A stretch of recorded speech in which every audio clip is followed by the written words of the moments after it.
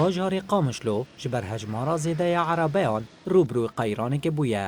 هەروەها دبە شاهدێ gelek قەزایان و زێدەبوونە ڕێژەیە قرێژیە هەوایê. Ji aliyekî din ve şênî gilî ji deran ketina çûn û hatinê dikin û ajokar jî ji zêdebûna xerçkirina sûtemeniyê gazinan dikin. Di vê derbarê de Rojava TV nêrînên welatiyan wergirtin, welatî ji rêveberiyê daxwaza serrastkirina dema çûna otomobîlan dikin. أزمة السير بهالوقت الحالي يعني تكاثر. Di dema nihada krîza trafîkê û belavbûneke pir mezin a otomobîlan heye. Kombûna otomobîlan krîzeke mezin li ser civak û tendurustiyê çê dike.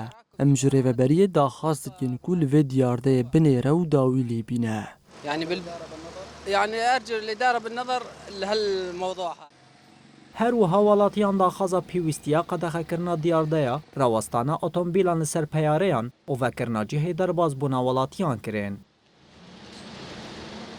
سيارات عم يصفن مكانات ما بي عليها لا مخالفات. Em ji rêveberiyê daxwaz dikin ku di vê demê de qeyrana trafîkê kêm bike. Ji ber ku zêdebûna erebeyan ji kapasîteya bajêr zêdetir bûye.